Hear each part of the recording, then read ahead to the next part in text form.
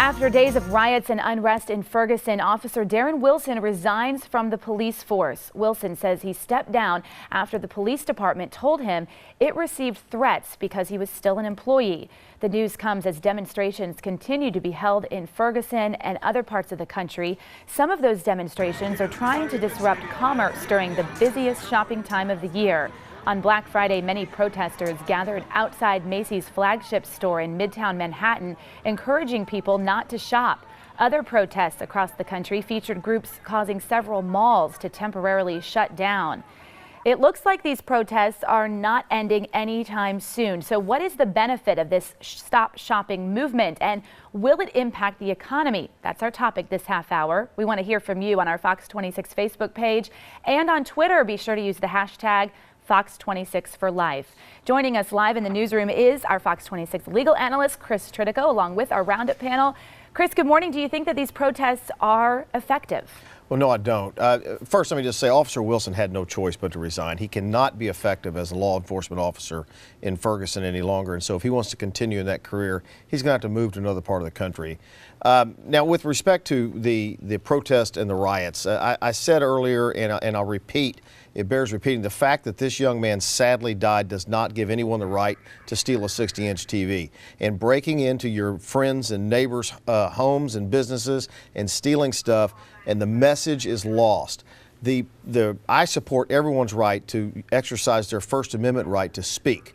And I think that there's a good message here and a message that needs to be discussed. But riots and disrupting shopping and other venues, you lose the message when the police have to come and stop you from doing what you're doing. Let me introduce our panel. Mustafa Tamiz, our political analyst, Jackie Valley, our public policy analyst. Wow, good morning. Welcome back.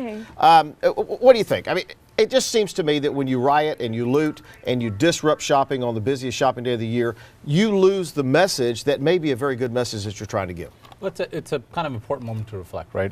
I think there's two things that happened this past year that are worth noting.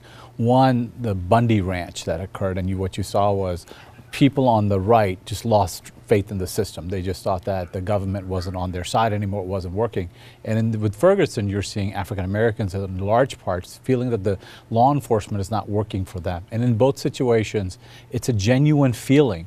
But you have opportunists like Mr. Bundy who refuse to pay his taxes, and then you have people stealing TVs and other things that are looting, so taking advantage of that. So you have opportunists in this, but I think we have to pause and as we reflect this year, towards the end of this year, is why are people losing faith in our law enforcement?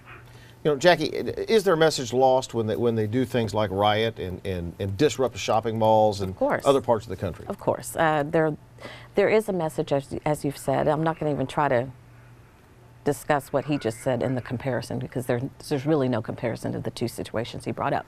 But yes, the message is lost, because when you're, let's take a look at our youth. We're now telling them that the best way for you to deliver a message is through violence, by disrupting your neighborhood, by tearing up your neighborhood. What is going to happen is all of the businesses are going to move out of this neighborhood and their economy is going to suffer. They are making themselves suffer even more. Discussions, healthy discussions about the justice system, healthy discussions about the police relations and the community relations. Those are the discussions that we should be leading, we should be encouraging, not looting and rioting and having disruptive protests like we've been seeing. Let me go to Sally. She's monitoring our social media. Okay, let's take a look at Twitter first, guys. First, one of these photos of protesters lying down in shopping malls, yelling, "Stop shopping, join the movement." Next, James says, registering, voting, attending public meetings, and running for office will often be more effective than protests. And then, in case you missed it yesterday, this is the photo that's been going viral. A cop in Portland, Oregon, hugging this tearful boy who was at one of the protests, just 12 years old. He was holding a sign that said "free hugs," and this is an image that is now being shared across the country.